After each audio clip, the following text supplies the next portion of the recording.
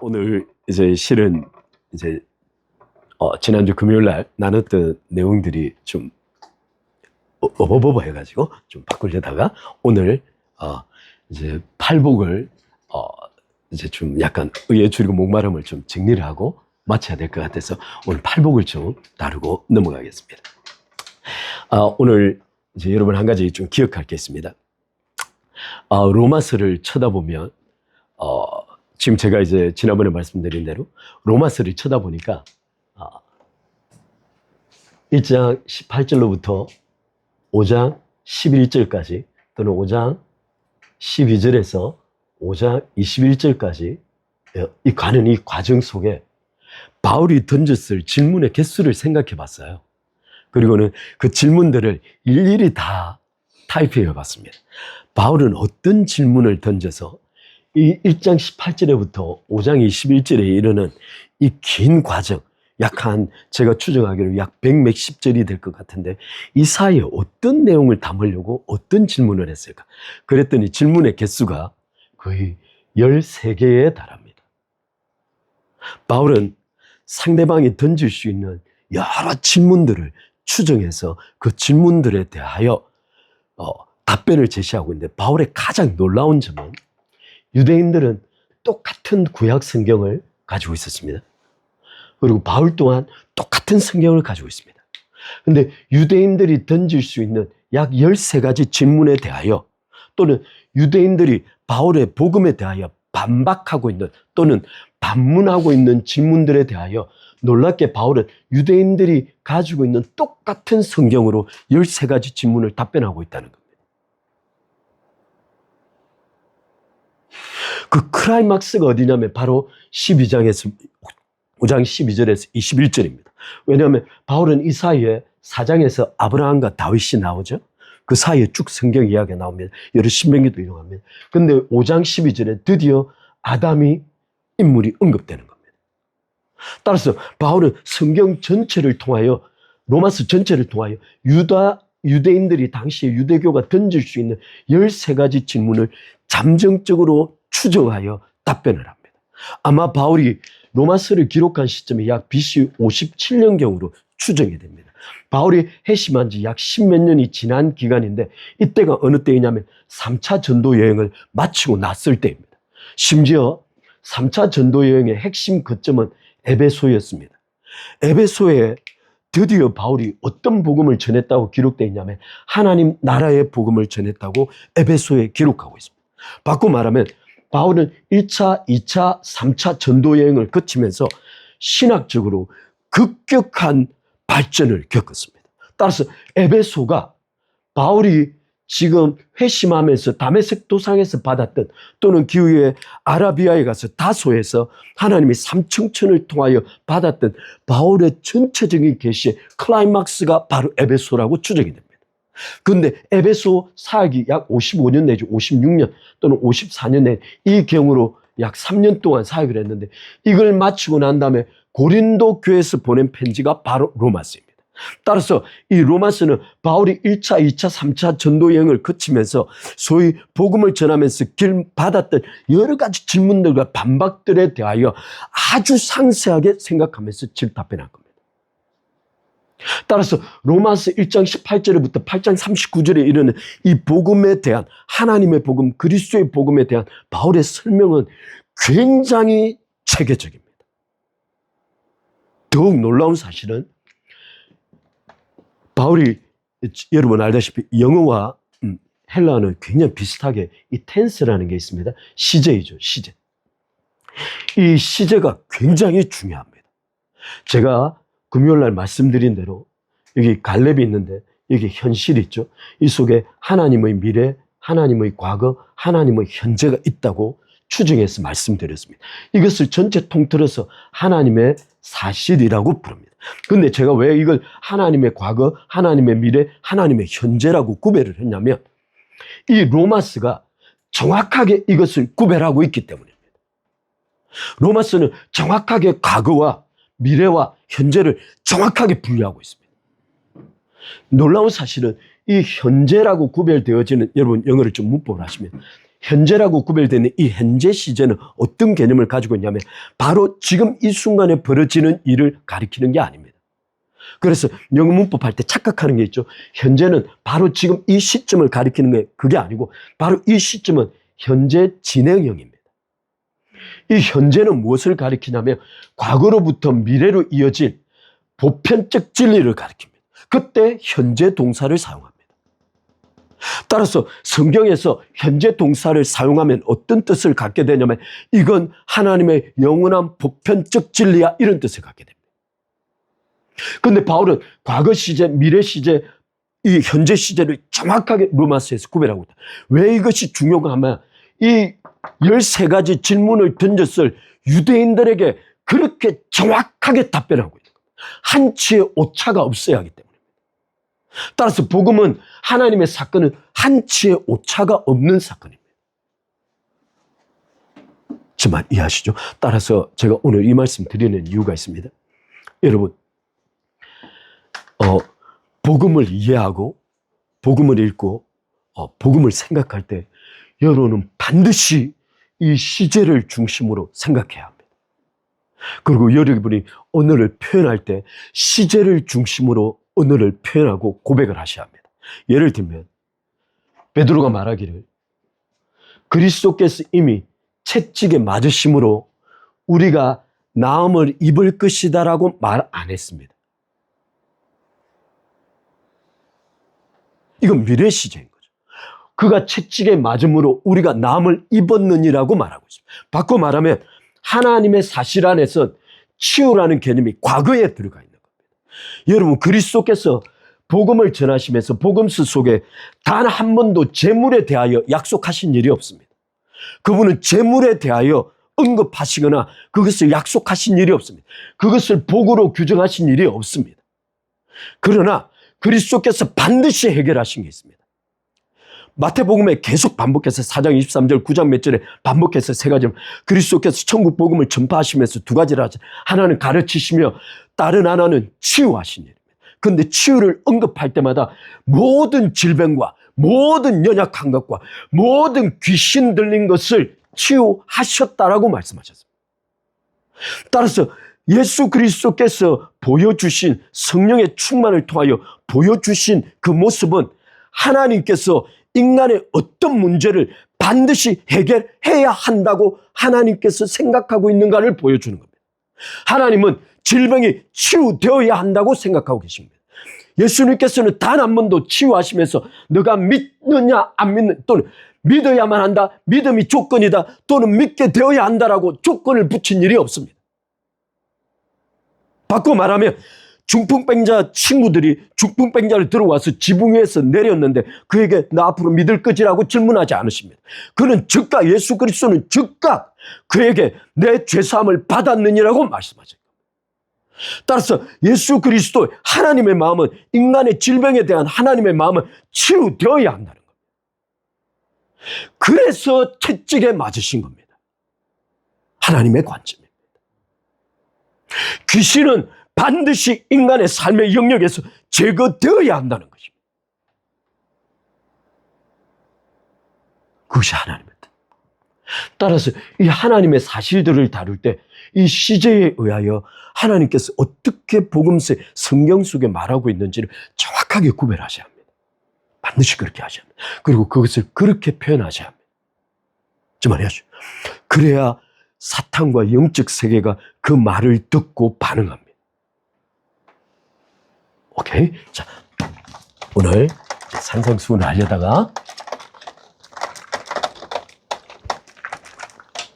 오늘 지난번에 다뤘듯이 오늘 산상수훈 전체 개괄적인 내용을 다루고 의에 대해서 좀 다루도록 하겠습니다. 거기까지 갈지 모르지만 다루도록 하겠습니다. 제가 지난번에 산상수 분위기가 딱딱하니까 약간 웃으시면서 잠깐 제가 물 한 모금 하고 저는 말하면서 늘 분위기가 자, 제가 지난번에 그려드렸던 통을 다시 한번 그리도록 하겠습니다. 제가 그림 소질이 없어가지고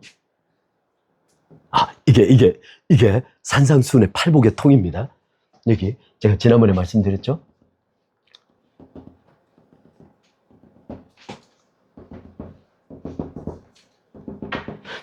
여러분 팔복을 다 외우시죠? 자, 오늘 퀴즈 나갑니다. 첫 번째 팔복, 첫 번째 뭐죠? 심령이 가난한 자는 복이 있나니 천국이 저희의 것임이요라고 말하고 있습니다.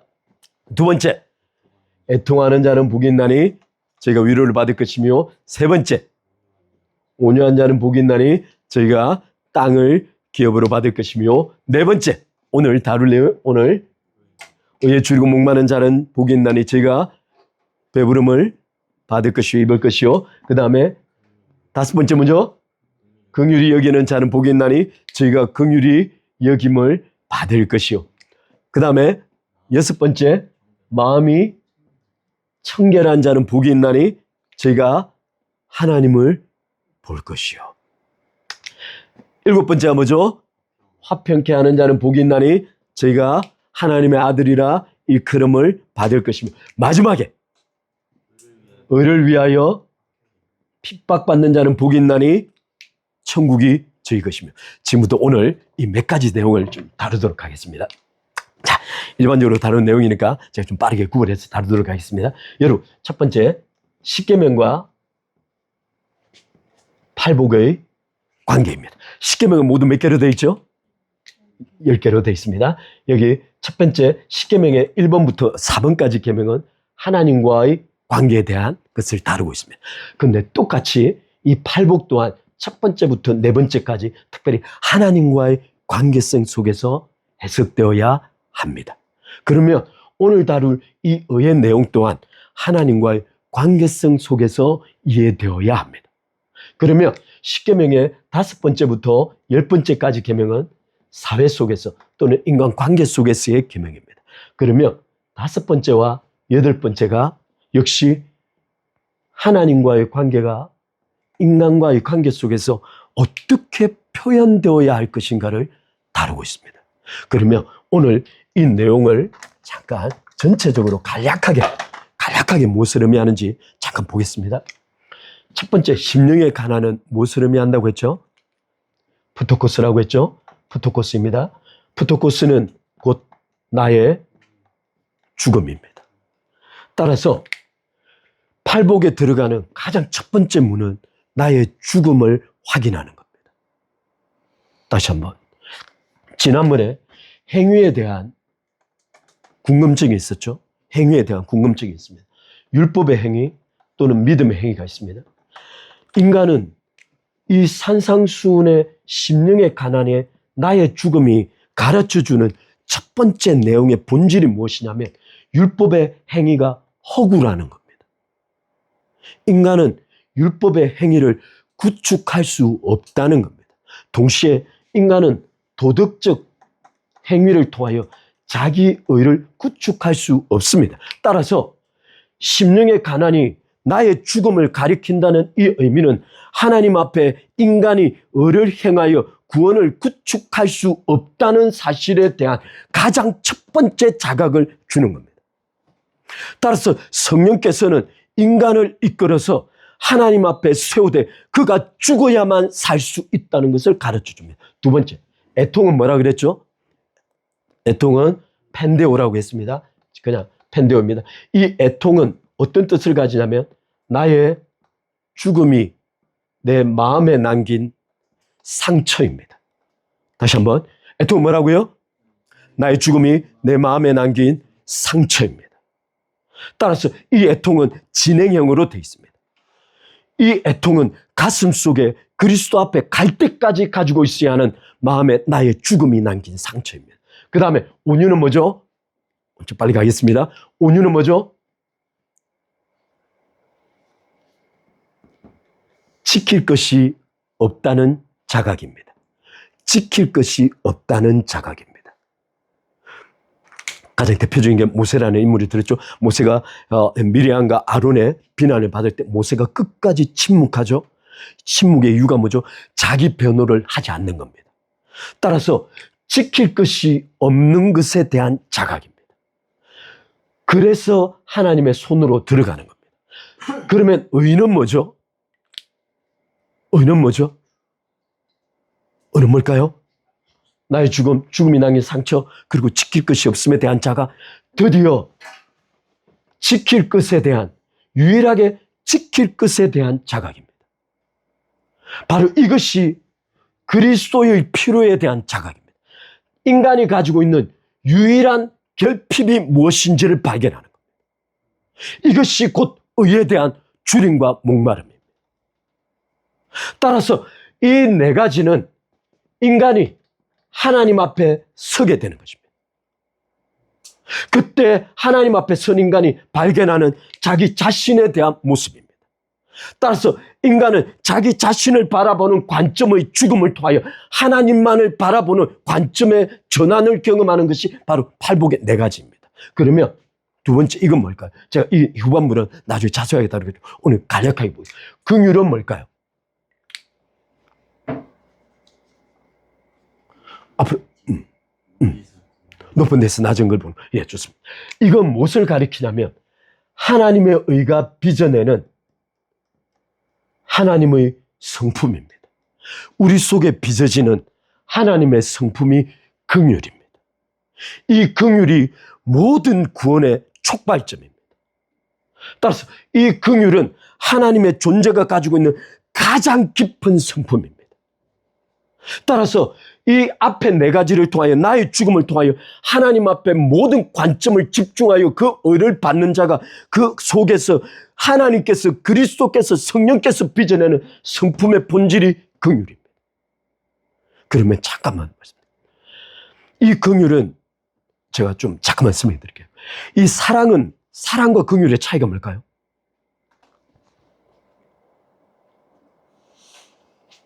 여러분, 인간은 하나님을 사랑할 수 있을까 없을까요? 아니, 이제 구원받은 자가 사랑할 수 있게 되죠. 하나님께서 인간을 사랑할 수 있습니다. 이 사랑이란 감정은 높고 낮음의 차이가 존재하지 않습니다. 따라서 갓난아기든 어머니든 누구든 상관없습니다. 이 높고 낮음의 차이가 없이 대상을 향한 애착을 말합니다. 근데 긍휼은 다릅니다. 긍휼은 어떤 개념이에요? mercy라는 단어가 원래 재판장에서 벌어지는 단어입니다. 따라서 재판관이 죄인을 향하여 가지는 마음을 긍휼이라고 부릅니다. 따라서 긍휼은 늘 높은 데서 낮은 데로 흐르게끔 되어 있습니다. 절대 긍휼은 내가 하나님을 향하여 긍휼이, 이 개념이 존재하지 않습니다. 따라서 긍휼은 반드시 위에서 아래로 흐르는 감정이 바로 긍휼입니다. 그러면 인간이 어떻게 긍휼을 갖게 될까요? 바로 내가 죽었다는 증거가 긍휼입니다. 왜냐하면 나는 지금 이재명 대통령을 긍휼히 여길 수 있습니다. 그게 왜일까요? 내가 그보다 높거나 그보다 뭐하거나 그것이 아닙니다. 하나님께서 바라보는 관점이 내 안에 들어와 있기 때문입니다. 따라서 하나님의 관점을 통하여 모든 인간을 바라봤을 때 마음에 생기는 감정이 바로 긍휼입니다. 따라서 이 긍휼은 내 자신이 죽고 하나님께서 내 안에 살지 않으면 가질 수 없는 마음입니다.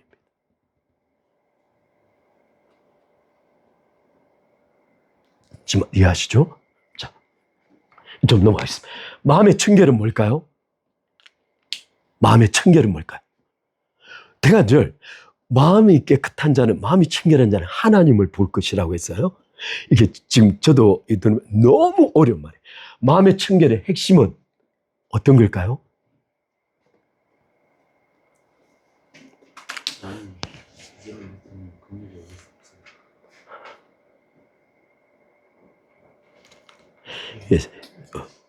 오케이. 이제 이렇게 제가 계속 말씀드리지만 여러분, 이사야 선지자가 어떻게 죽었냐면, 이사야는 우시야 왕 때인가부터 사역을 시작해서 히스기야 지나면서 머나세까지 사역을 했던 인물입니다. 거의 제가 알기로 40-50년 동안 사역을 했던 인물. 이 이사야는 왕족입니다. 따라서 실제 우시야가 죽자 6장에 올라가면 성전으로 올라가죠. 왜 우시야의 죽음을 그렇게 안타깝게 바라봤냐면, 이사야는 이 왕족이기 때문에 그 내부적인 일들을 잘 아는 거예요. 그래서 이사야가 하나님 앞에 비통함을 갖고 성전에 올라갔습니다. 그리고는 기도할 때 하나님께서 나타나셔서 누가 우리를 위하여 가고, 그때 하나님의 부르심을 받고 그때부터 사역을 시작했습니다. 놀라운 사실은 이사야를 읽다 보면 여러분 제가 그럼 예담처럼 조금 말씀드릴게요. 6장 9절에서 13절까지 이어지는 여기에 비유가 들어가 있습니다. 비유에 대한 설명이 들어가서. 왜냐하면 하나님께서 말씀하시기를 무엇을 전하리까 했더니 하나님께서 전하라는 내용이 뭐냐면 눈과 귀가 마음이 듣지 못하고 보지 못하게 되라고 전하라는 거예요. 여러분 한번 생각해 보죠. 선지자가 하나님의 말씀을 전하는데 여기에 영어로 뭐냐면 메이크가 들어가 있어요. 그렇게 만들라는 겁니다. 귀로 듣지 못하게 만들고 눈으로 보지 못하게 만들고 마음으로 깨닫지 못하게 만들라고 하는 것이 이사야가 전해야 할 메시지였어요.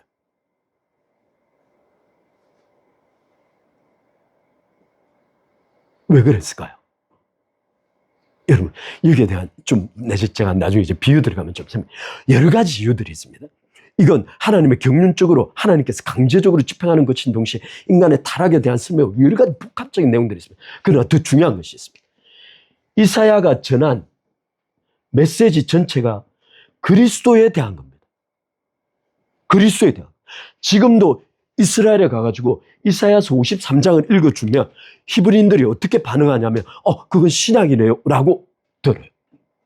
그것을 청년들에게 읽어주면 그건 기독교 예수쟁이들이 믿는 내용인데 라고 말하는데 정작 성경을 펴서 딱 읽어주는 순간 이사야서 53장인 거예요. 한 번도 이사야를 읽지 않은 거예요. 어떤 의미에서는 그들이 읽지 않은 것이 아니고 이스라엘은 의도적으로 이사야를 가르치지 않는 거예요. 이 구절을. 바꿔 말하면 이사야가 전하고 있는 그리스도에 관한 메시지 자체가 그들에겐 이해될 수 없는 내용이에요. 왜냐하면 이미 이사야는 그리스도의 십자가 고난과 그들이 흠모할 만한 모양도 없이 인간으로 태어나서 그가 얼마나 못생기고 얼마나 질병의 고통을 당할 것을 이사야가 이미 53장에 이야기해요. 어느 학자들이 말하기를 예수 그리스도는 건강한 청년의 모습이 아니었다는 거예요. 왜냐하면 그분은 우리의 질고를 지고 있었기 때문에. 질고라는 단어가 이게 소위 sickness예요. sickness. 질병이에요. 따라서 그리스도는 정작 모든 질병들을 다 고치면서 그리스도는 자신이 질병 자체를 안고 있는 거예요. 따라서 이런 이사야의 내용을 당시의 유대인들이 이해할 수가 없는 거예요. 그들이 기대했던 메시아, 그들이 기대했던 다윗의 자손, 다윗의 왕위를 이을 자와 이사야의 내용은 전혀 다른 거예요. 그래서 어떤 의미에서는 그들이 귀를 닫고 눈을 닫고 마음으로 깨달을 수 없었던 이유는 이사야가 전하는 메시지 자체가 그들에게 완벽하게 닫혀 있었기 때문에. 그런데 이 이사야가 어떻게 죽냐면 므낫세가 히스기야가 모두 다 철거해서 땅에 파묻고 불태우고 없애버렸던 산당을 므낫세가 왕이 되자마자 짧은 시간 내에 모두를 다 복구시켰어요. 어느 정도로 복구시켰냐? 단순히 복구 정도가 아니고 저 바벨론과 아수르 이방 지역에서부터 우상들을 다 끌고 왔죠. 지난번에 니므롯이 만든 1월 성신이라는 그 우상 숭배 자체가 니므롯 약 BC 2300년경부터 내려왔던 그 바벨론 지역과 아수르 지역 가나안 족속이 가지고 있던 우상이란 우상을 다 끌어다가 유대에 집어넣어. 심지어 하나님의 성전 속에 우상 숭배 틀을 만들어낸 거예요. 그리고 어떤 짓을 했냐? 이사야를 불러다가 사냥을 시작한 거예요. 그럼 이사야가 도피합니다. 일설에 의하면 두 가지 설이죠. 하나는 이사야를 끌어다가 옛날에 우리 이제 마당에 까는 아시죠? 벼로 맞는 마당에 까는 포대가 있습니다. 거기를 둘둘 이사야를 말아가지고 앞에서 톱을 가져다가 양쪽에서 박스는 톱을 가져다가 중간을 썰어 죽였다는 이야기가 있어요. 또 다른 이야기는 이 므낫세가 이사야를 불러다가 사냥을 가자 그래놓고 이사야가 도망가고 도피하니까 이사야가 마침 나무통 사이에 숨은 거예요. 톡이 핀 나무통 자체를 끊어다가 성전에 왕궁으로 가져다가 톱 중간을 썰어가지고 이사야를 죽였다고 이야기했어요. 이 이사야 때문에 이스라엘의 멸망이 하나님에 의해서 결정됩니다. 돌이킬 수 없는 진노가 결정되는 거예요. 그런데 이 므낫세가 하나님의 심판을 받아 아수르로 잡혀갑니다. 자기가 알기로 아수르 감옥에 들어가. 이 므낫세가 그 감옥에서 회개하는 거예요. 하나님 살려달라고. 놀라운 사실은 하나님께서 이 므낫세를 이스라엘 왕으로 복귀시킵니다. 그러니 므낫세가 돌아와서 자기가 했던 모든 것을 다시 원복시킵니다. 그리고는 므낫세는 죽습니다. 므낫세는 구원받았을까요? 안 받았을까요?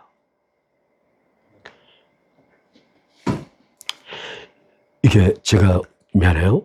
한 가지만 좀 더 좀 이게 어차피 열하니까. 우리는 계속 이 말씀을 나누면서 이 말씀의 본질이 무엇이냐면 인간이 무엇인가를 구축하면 안 된다. 베드로서 3장에 말하듯이 인간은 무엇인가를 구축하면 안 된다. 그러면 우리 모두는 그리스도인으로서 오직 그리스도 외에 우리 마음에 욕망하는 다른 것이 있어서는 안 된다는 것이 이 네 가지 가르침이에요. 지금 이해하시죠? 만약 이것이 나에게 진리라면 다른 사람들에게도 똑같은 진리라는 거예요. 나에게 이것이 의미가 없다면 그 사람들에게도 의미가 없다는 거예요. 이것은 어떤 뜻을 가리키냐면 하나님 앞에 이재명 대통령과 우리는 똑같은 입장에 서 있다는 거예요. 단 한 치의 차이가 없는 거예요. 지금 우리는 이미 선택을 받았다고 믿고 확신하여 하나님을 찬양하는 위치에 와 있으나 만약 하나님께서 이재명 대통령을 선택하셨다면 그는 반드시 하나님께 돌아올 거예요. 우리의 구원이 명확하게 결정되어 있어서 흔들림이 없듯이 만약 그가 그러하다면 하나님께서는 반드시 그를 돌이켜서 므낫세처럼 회복시킬 거예요. 그 가능성을 우리가 판단해서는 안 된다는 거예요. 비록 그래서 제가 하는 말이에요. 여러분 쇼츠를 끊으셔야 합니다.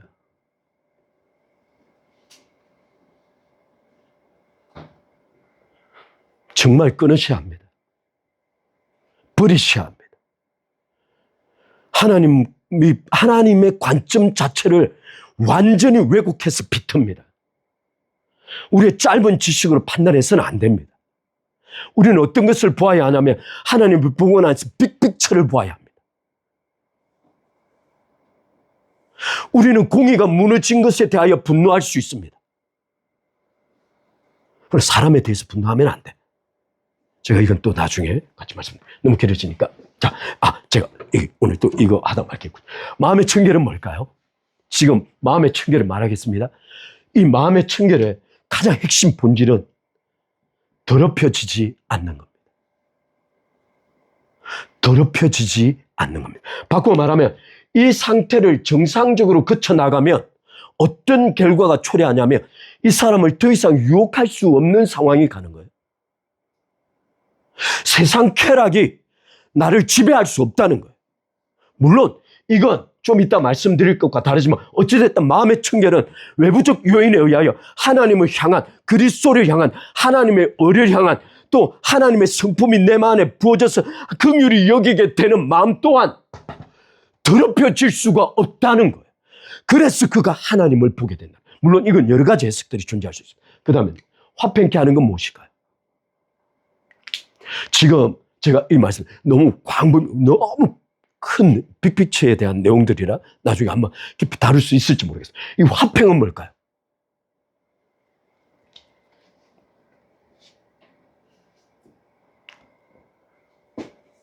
화평은 뭘까요? 화평은 알게 하는 거. 이게 하나님의 안식이 들어온 겁니다. 하나님의 안식의 본질은 지난번에 우리 베델성스 이야기했죠. 2장 1절로부터 3절입니다. 하나님의 안식이 들어온 겁니다. 이 하나님의 안식, 창세기 2장 1절로부터 3장에 들어오는 이 안식을 구현하는 방법을 2장 4절에서부터 25절까지인가가 설명해 둔 거예요. 이 내용이 뭐죠? 인간을 중심으로 하나님과의 관계, 사랑하는 사람과의 관계, 만물과의 이 관계, 그리고 자신과의 관계를 안식 상태라고 말합니다. 이 안식이 이것을 구현해내는 겁니다. 따라서 이 일련의 과정을 거치고 더 이상 더럽혀지지 않는 상태가 되면 하나님의 안식이 압도적으로 찾아오고 그 하나님의 안식에 의하여 하나님께서 타락 전에 인간에게 구현하고자 하셨던 하나님과의 관계, 사랑하는 사랑과의, 자신과의 관계, 만물에 대한 소명의 관계가 완벽하게 회복되는 겁니다. 바로 그 순간이 지나야 비로소 핍박이 직접 다가오는 겁니다. 왜냐하면 세상은 그 사람을 감당할 수 없기 때문에. 따라서 팔복은 단순한 개념적 이야기가 아니고 정확하게 심령에 관한 나의 죽음에서 시작된 성령의 사역이 그리스도를 위하여 죽는 데까지 나아가게 만드는 겁니다.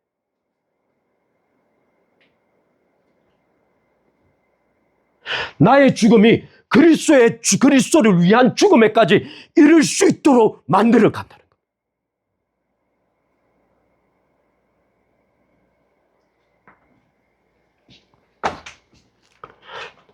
두 번째 사실이 있습니다. 두 번째. 지난번에 말씀드렸죠. 첫 번째는 십계명과 이것을 비교하는 겁니다. 두 번째는 어떤 내용이냐면 이 모든 팔복의 출발점은 어디에 있다고요? 반드시 기억하면 심령의 나의 죽음에 있습니다. 따라서 성령께서 우리 삶에 딱 들어오는 순간 가장 먼저 하시는 일은 우리 존재의 빛을 비추는 겁니다.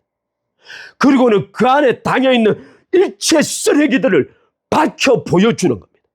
그리고는 그 쓰레기들을 통하여 우리 자신이 하나님의 진노의 직면에 있다는 사실을 보여주는 겁니다. 따라서 하나님의 진노, 하나님의 심판 앞에 직면해 있는 자신을 통하여 오라 나는 죽게 되었도다라고 말하는 것이 심령의 가난입니다. 그러면 거기서부터 시작하여 나가는 겁니다. 따라서 이 심령의 가난을 넘어서는 팔복은 없습니다. 다 거짓말입니다. 나는 온유가 조금 많아. 이건 거짓말이에요. 있을 수 없는. 왜냐하면 이 모든 것이 성령의 열매이기 때문입니다. 따라서 하나 성령께서 심령의 가난의 수준을 벗어나 있는 이런 모든 영역들은 오히려 팔복을 저해야 합니다. 그래서 바울은 말하기를 내가 그리스도 아는 것 외에는 나 안에 주어진 모든 것들을 배설물로 여길 뿐 아니라 해로 여긴다. 바꿔 말하면 이 해는 evil 또는 나에게 악을 미치는 겁니다. 바꿔 말하면 그리스도 성령의 역사를 무시하고 태어난 이것은 오히려 나에게 가시가 됩니다. 하나님께서 반드시 잘라냅니다. 만약 잘려지지 않으면 이 삶이 계속 거기서 쳇바퀴를 돕니다. 내 성격은 이렇다는 거예요. 존재치 않습니다. MBTI 굉장히 좋아요. 근데 하나님께서 개입해 들어오시는 걸 아셔야 합니다. 모세의 MBTI는 뭐였을까요?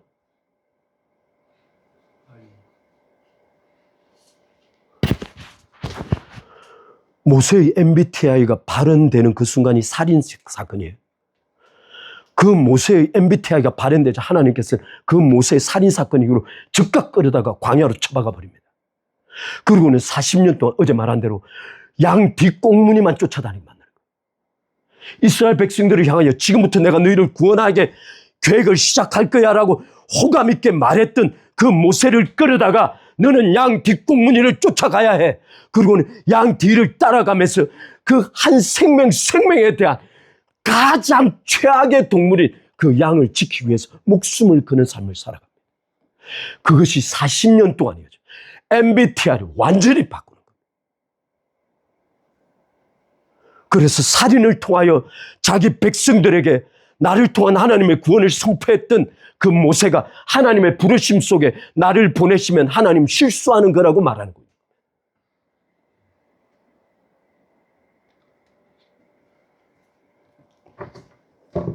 따라서 심령의 가난을 벗어나는 팔복은 없습니다. 제가 오늘 이 내용을 중점적으로 할 게 아니라서 제가 좀 넘어가겠습니다. 여기 독특한 게 있습니다. 여기 독특한 게 있습니다. 여기 심령의 가난과 핍박을 받는 자는 어떤 구조로 되어 있냐면 뒤에 이어지는 행복의 선포가 천국이 저의 것이며 천국이 저의 것이며 이 단어가 바로 현재형입니다. 현재형입니다. 아까 현재형의 뜻이 뭐라고 했죠? 과거부터 미래까지 이어지는 진리 또는 보편적 사실 또는 흔들리지 않은 현실 이런 개념을 가지고 있는 게 바로 현재형입니다. 그러면 이 심령의 가난과 핍박받는 이 두 가지는 어떤 개념을 갖게 되냐면 천국이 빚어내는 열매입니다. 다시 한번. 심령의 가난과 핍박은 이미 성령께서 들어오셔서 천국을 통하여 빚어내는 결과물이 열매가 심령의 가난과 핍박입니다.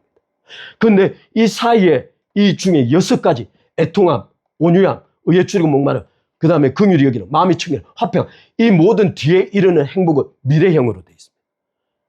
왜 미래형으로 되어 있을까요? 이 약속은 먼 미래 궁극적 하나님의 재림에 대해서 받는 게 아닙니다. 왜냐하면 의에 줄이고 목마른 자는 배부를 것이요라고 바로 선포되고 있습니다. 이 뜻이 무엇이냐면 바로 이 6가지의 복이 현실 속에서 즉각적으로 상호작용한다는 뜻입니다. 그리하여 이 나의 죽음이 예수 그리스도를 위한 죽음에 이를 수 있도록 급격한 상호작용을 만들어낸다는 뜻입니다. 따라서 애통에 대한 깊이가 계속 이어져서 온유함으로, 의에 줌, 긍휼로, 마음의 청결함으로, 화평케 하는 자, 지속적으로 이어지게끔 만드는 것이 하나님의 뜻입니다. 그리고 4번째가 있습니다. 여러분, 이렇게 어제 지난번에 우리가 잠깐 이야기했지만 중요한 사실이 있습니다. 이 산상수는 여러분의 존재 자체를 다스리는 겁니다. 대한 겁니다. 여러분의 행위를 다루는 게 아니에요. 애통해 하는 거, 온유하는 거, 의에 줄이고 목마른 긍휼, 마음의 청결한 화평, 그 어느 것도 행위에 대한 문제가 아니에요. 이건 존재 자체에 대한 문제입니다. 따라서 기독교인은 애통해야 한다가 아니에요. 기독교인은 온유해야 한다가 아니에요. 기독교인은 심령의 가난을 그치고 나면 애통하게 됩니다. 기독교인은 심령의 가난을 그쳐서 내 자신을 하나님 앞에 보고 나면 의에 줄이고 목마를 수밖에 없는 거예요. 따라서 기독교인은 용서해야 한다가 아니고 용서하게 되는 겁니다. 왜냐하면 자신이 1만 달란트를 용서받았다는 자각이 존재하면 100데나리온을 용서할 수밖에 없기 때문에. 따라서 그리스도인의 행위는 이미 하나님께서 우리 존재 안에 발생시킨 하나님의 거룩한 역사의 열매일 뿐이에요. 그래서 인간은 율법의 행위가 불가능하다는 겁니다. 자기 의가 존재할 수 없다는 겁니다. 그것이 허구고 거짓말이라는 겁니다. 그것이 바로 사탄이 인간에게 던졌던 최초의 거짓말이에요. 자기 의에 대한 문제. 그런 건 없습니다. 애당초 인간은 행위를 구축할 수 없습니다. 성령 하나님께서 역사하지 아니하면 하나님의 열매 생명이 역사하지 않으면 인간은 행위를 구축할 수 없는 존재. 따라서 하나님의 은혜가 행위를 만들어냅니다. 저기 5번째 제가 한 가지 6번째인가요? 한 가지 더 말하고 싶은 게 있습니다. 여러분은 팔복은 어떤 개념을 정말 말해주고 싶어 하는 걸까요? 팔복은 이게 바로 새 언약의 복입니다. 이게 바로 하나님께서 인간에게 주시고자 하는 바로 그 복이 팔복이에요. 그런데 이 팔복 속에는 어느 한 곳에서도 물질에 대한 이야기가 존재치 않습니다.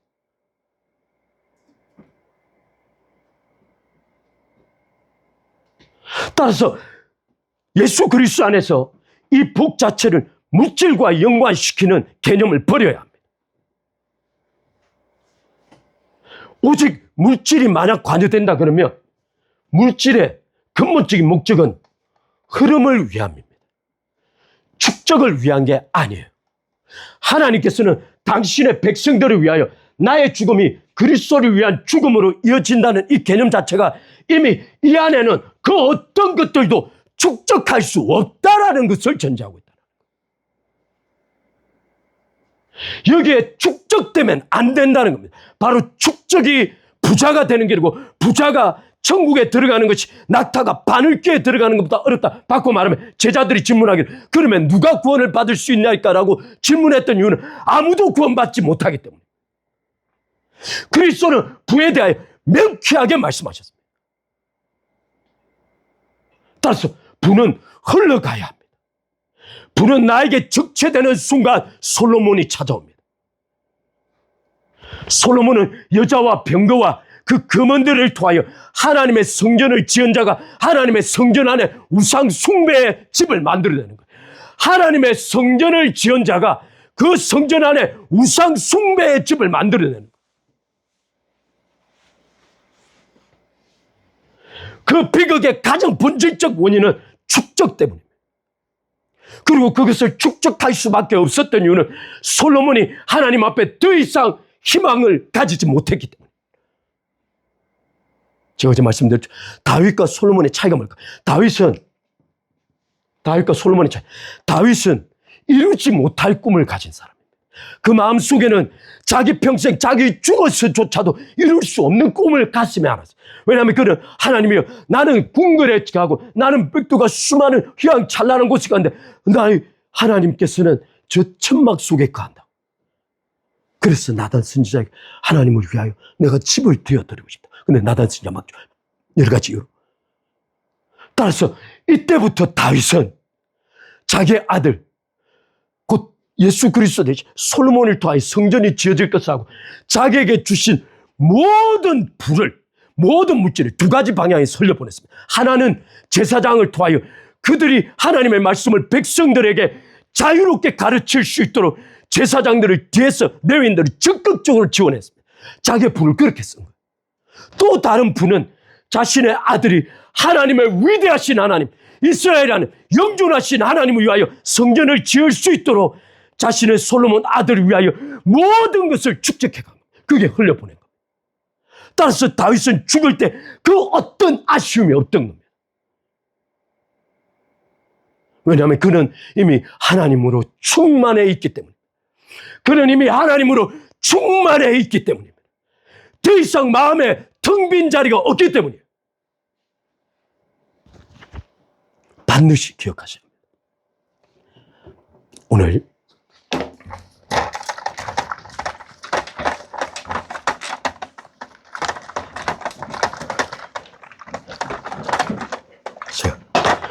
오늘은 의에 줄이고 목마른 자를 좀 간략하게 줄여서 표현하고 가겠습니다. 아까 말씀드린 대로 의에 줄이고 목마른 자의 그 의에 줄이고 목마름은 기억하셔야겠는 반드시 필연적인 욕구입니다. 필연적 욕구입니다. 만약 심령의 가난을 경험했다면, 애통함을 경험했다면, 온유를 경험했다면 이 의에 줄이고 목마름은 반드시 찾아옵니다. 이 말을 역으로 바꾸면 뭐죠? 의에 줄이고 목마름이 결핍되어 있다면 뿌리에서부터 다시 봐야 합니다. 다시 한번. 의에 줄이고 목마름은 심령의 가난과 애통함, 온유를 경험한 사람은 반드시 의에 줄이도록 되어 있습니다. 이걸 역으로 바꾸면 어떻다고요? 심령, 의에 줄이고 목마름에 대한 결핍의 계려. 바꿔 말하면 그런 욕구의 계려는 이 앞에 세 가지를 정확하게 통과하지 못하고 있거나 굉장히 미흡하다는 뜻입니다. 이 말 이해하시죠? 제가 이 부분에 대한 몇 가지 글이 있어서 제가 좀 여기 오늘은 좀 막 글을 좀 읽어드리겠습니다. 자, 의에 대한 줄임과 목마름은 크게 두 가지 자각에서 비롯됩니다. 크게 두 가지 자각에서 비롯됩니다. 첫 번째는 지킬 것이 없는, 온유함을 통하여 자신의 지킬 것이 없는 자기 존재를 본 거예요. 따라서 지킬 것이 없는 자기의 존재 텅 빔을 자각하는 데서 시작됩니다. 따라서 의에 줄이고 목마름이 없다는 뜻은 자신 안에 뭔가 다른 것이 채워져 있다는 뜻입니다. 그것에 대한 욕구가 의에 줄이고 목마름을 욕구를 짓밟고 있는 거예요. 하나님에 대한, 하나님의 뜻에 대한, 하나님께서 바라보는 나라에 대한, 사람에 대한, 하나님의 간절한 원함에 대한 이 시대 아픔에 대한 마지막 종말에 대한 하나님의 원하심에 대한 간절한 욕구의 부재는 내 안에 다른 것들이 채워져 있다는 거예요. 따라하겠어. 다른 것들이 채워져 있다는 뜻은 바로 그 앞에 나의 죽음을 정확하게 보지 못했다는 뜻이에요. 두 번째, 의의 주님과 목마름이 찾아오는 두 번째 자각은 무엇이냐면 이 텅 빈 자신을 그 무엇으로도 채울 수 없다라는 자각이 있어야 합니다. 다른 그 어떤 것으로도 채워지지 않는다는 자각이 있어야 합니다. 그래야만 그리스도만으로, 하나님만으로 이 자리를 채워야 한다는 걸 이해하게 된다. 여러분, 하나님의 형상이 가진 가장 중요한 의미가 있습니다. 하나님의 형상이 가진 가장 중요한 의미가, 우리 보통 신학적으로 이 하나님의 형상을 해석할 때 하나님께서 주신 내적 기능들을 대부분 표시합니다. 인격성, 도덕성, 또는 인지 기능, 또는 의지적 장, 이런 소위 지정과 관련된 인격 전체 전반을 하나님의 형상으로 간주합니다. 그러나 이건 하나님의 형상을 통해서 하나님께서 의도하신 것의 극히 일부에 불과합니다. 이건 기능적 요소에 불과합니다. 하나님께서 실제 하나님의 형상을 통해서 의도하신 바는 이것입니다. 하나님의 형상이 갖는 가장 중요한 의미는 창조를 통해 인간에게만 주어진 인간만의 특별한 기능에 대한 문제가 아니고 하나님의 형상이란 인간 존재 안에 만들어진 하나님만이 채울 수 있는 빈 공간을 말합니다. 하나님이 아니고는 채워질 수 없는 인간의 빈 공터를 말합니다.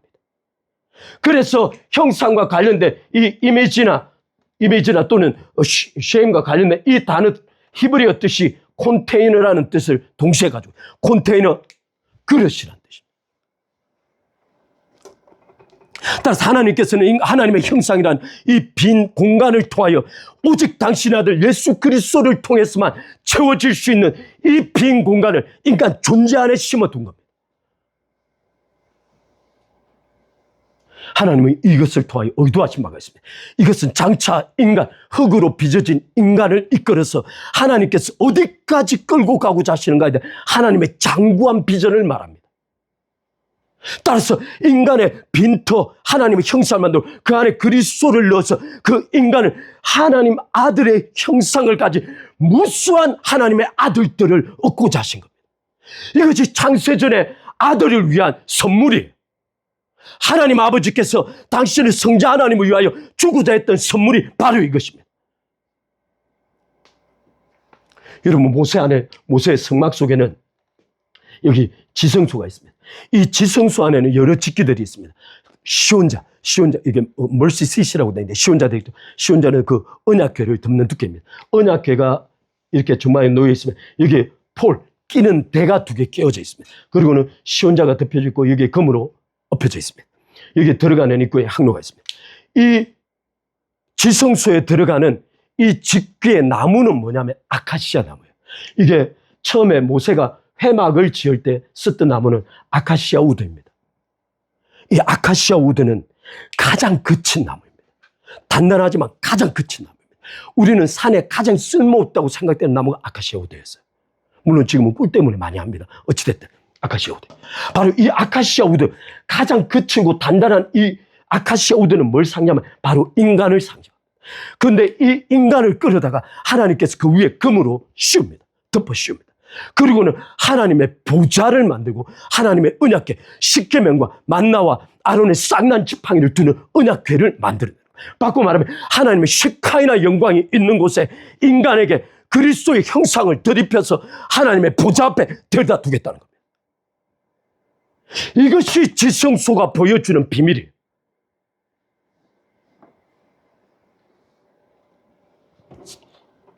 따라서 인간의 가장 어리석은 선택이 무엇이냐면 바로 이 기능 자체를 하나님의 형상으로 알고 스스로 선악을 아는 지식나무를 선택하여 도덕적 존재가 되어버린 겁니다. 따라서 이 기능을 통하여 하나님과 같이 될 수 있다고 생각한 겁니다.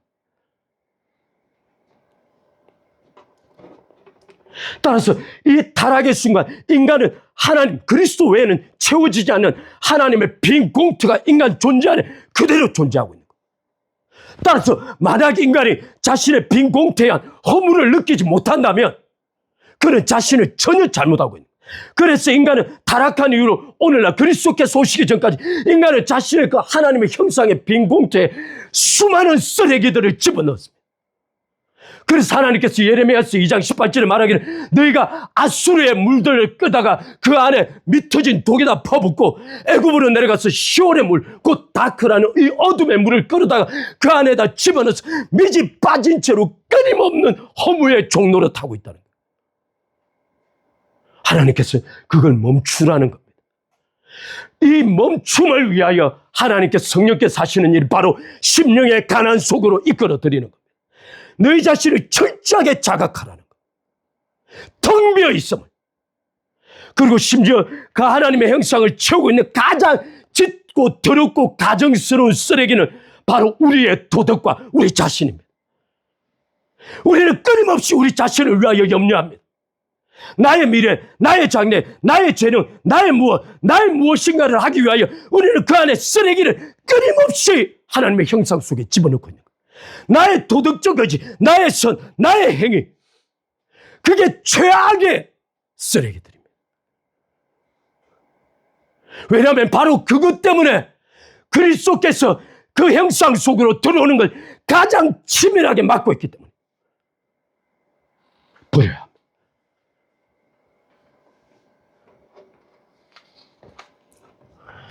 따라서 성령께서 오시면 가장 먼저 하시는 일은 우리의 하나님의 형상 속에 빛을 비추는 겁니다. 그리고 그 안에 무엇이 있는가를 보여주는 겁니다. 자기 숭배, 자기 사랑, 자기 연민이, 자기 혐오, 자기 미움, 자기에 대한 가증스러운 발견으로 이어집니다. 바로 이것을 팔복은 행복이라고 말합니다. 바로 이것을 팔복은 행복이라고 말합니다. 이것이 바로 심령의 가난의 출발입니다. 따라서 여러분 질문하셔야 합니다. 나는 의에 줄이고 목마른가? 나는 의에 줄이고 목마른가? 제가 너무 내용이 길어지니까 두 가지만 이야기 마치겠습니다. 하나는 여러분 많은 학자들이 이 줄임과 목마름을 해석하면서 어떻게 해석하냐면 이건 성경을 치명적으로 오해하는 건데 줄임과 목마름을 심각하고 중대한 결정적인 줄임과 목마름으로 해석하려고 합니다. 그래서 마치 예수님께서 40일 동안 금식하고 이스라엘 백성들이 광야에서 물이 없어 죽어가는 걸 예로 끌어들입니다. 그런데 실제 이 단어는 어디에 사용하고 있냐면 마태복음 12장 1절 한번 보겠습니다. 마태복음 12장 1절 한번 보겠습니다.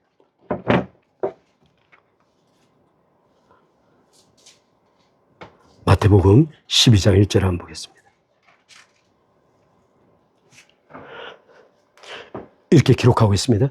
그때 예수께서 안식일에 밀밭 사이로 가실 때 제자들이 시장하여 이삭을 잘라 먹으니 여기에 바로 사용된 시장하다는 단어가 놀랍게 여기에 사용된 줄임이라는 단어와 같은 단어입니다.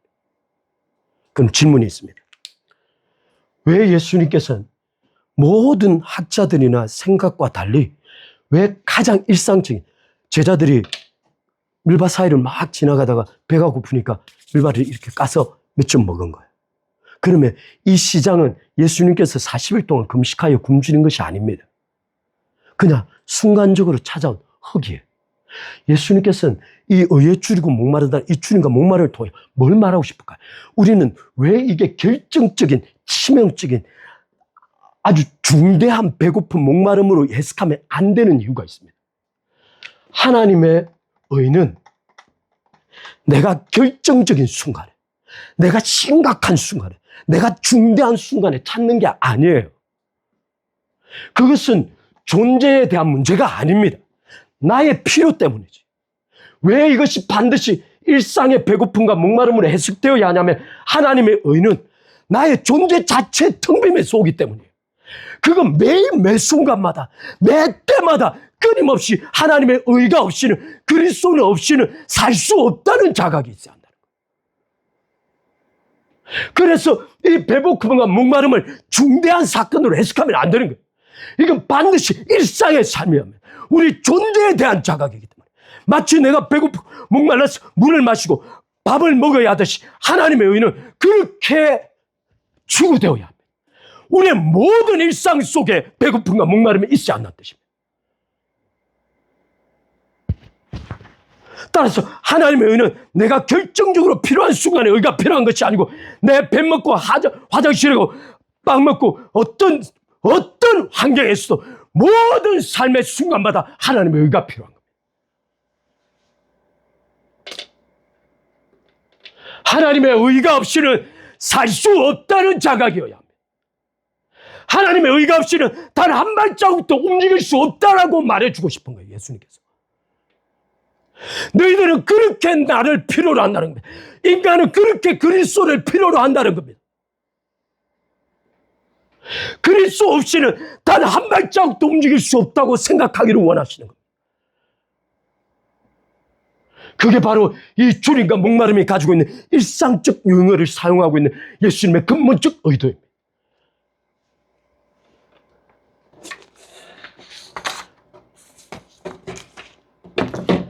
마지막 이제 다른 걸 하고 싶으면 이것만 읽고 마치겠습니다.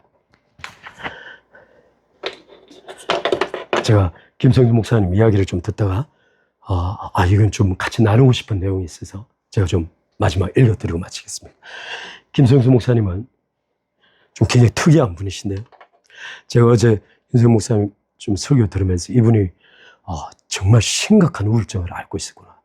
이분은 실제 로마서 50몇 편에서 자기 고백을 하는데 공포가 찾아오는데 이건 차라리 죽는 게 낫다라는 공포가 찾아온다 그러더라고요. 근데 그게 한두 시간의 공포가 아니고 무려 열몇 시간을 가는 상상 초월하는 공포가 찾아오는 거예요. 근데 이분이 금요일날 예배를 준비하다가 그게 찾아온 거예요. 그러니까 앰뷸런스를 911을 불러다가 급하게 병원에 갔는데 잠깐 좋아진 거예요. 그랬더니 아무 외상이 없으니까 지켜보고 있는데 바로 그 순간 찾아온 거예요. 어떻게 해줄 수가 없네, 옆에서. 그 공포를 어떻게 17시간 동안을 공포 속에서 사경을 헤매는 제가 그 이야기를 처음 들었어요. 근데 그분이 어떻게 됐든 안타까운 사실로 그렇게 된 건 사실입니다. 제가 굉장히 주위에서 지금 듣고 있고 또 안타깝게 바라보고 그러나 그분이 가르쳤던 내용 중에는 굉장히 귀담아 들을 수 있는 내용들이 있어요. 제가 좀 읽어드리고 마치겠습니다. 이게 김성주 목사님은 예수 그리스도를 본받으려 하는 인간의 태도를 지적하고 있는 거예요. 굉장히 놀라운 식견입니다. 뭐라고 말하면 본받다에서 이 본이라는 이 한자어는 존재적 본질을 의미한다는 거예요. 따라서 이 본받다는 건 그냥 단순히 외행적 가피를 의미하는 게 아니고 존재적 동질성이 있어야 가능하다는 거예요. 따라서 본받기 위해서 전제되어야 할 것은 존재적 본질의 일치입니다. 그런데 인간이 어느 정도로 교만하냐면 근데 타락한 인간이 예수님을 본받겠다고 나선 거예요. 이게 19세기 자유주의 신학의 핵심 요체예요. 그리스도를 도덕적으로 생각하여 본받아야 한다는 것이 알버트 슈바이츠 박사, 아프리카의 선교사 같은 그 슈바이츠, 바로 이것 때문에 죽었어요, 아프리카에서. 본받겠다고 나서는 것입니다. 예수님을 본받을 수 있다고 생각하는 것은 두 가지 의미에서 신성모독입니다. 첫 번째, 예수 그리스도를 자신의 수준으로 끌어내리는 겁니다. 두 번째, 역으로 자신을 하나님의 수준으로 끌어올리는 겁니다. 이 어느 쪽이든 신성모독입니다. 따라서 타락한 인간이 예수 그리스도를 본받겠다라는 이 발상은 인간의 타락의 끝을 보여준다. 다시 한번, 인간은 하나님께서 용납할 수 있는 행위를 구축할 수 있는 존재가 아니에요. 타락한 인간은 가능성 자체가 완전히 사라져 있어요. 따라서 도덕을 통한 자기 의지, 선의 의지는 허구예요. 따라서 성도의 성화는 노력의 결과가 아니라는 거예요. 그럴 수 없다라는 거예요. 인간은 본질이 그러하기 때문에. 그러면서 말이에요. 텅 빈 인간 존재 속에 하나님의 형상, 그 텅 빈 하나님의 형상 속으로 하나님이신 그리스도께서 직접 들어오셔서 그리스도 자신을 살아내는 것이 성화라는 거예요. 따라서 팔복을 말씀하고 계신 예수님의 말씀과 정확하게 일치하는 거예요. 심령의 가난이라는 하나님의 형상의 텅 빔을 발견한 자신의 죽음을 보고 난 다음 회통과 온유를 통하여 의에 대하여 목마를 수밖에 없는 존재로 나아간다. 성령께서 반드시 하나님을 향한 목마름, 그리스도를 향한 목마름으로 우리를 끌어간다는 거예요. 따라서 인간이 할 수 있는 최고의 선은 자신의 텅 빈 존재를 하나님 앞에 정직하게 내어드리는 일이다. 의에 대한 줄임과 목마름, 즉 예수님께 대한 미친 갈증이 인간이 하나님 앞에 드릴 수 있는 최고의 예배라는 거예요.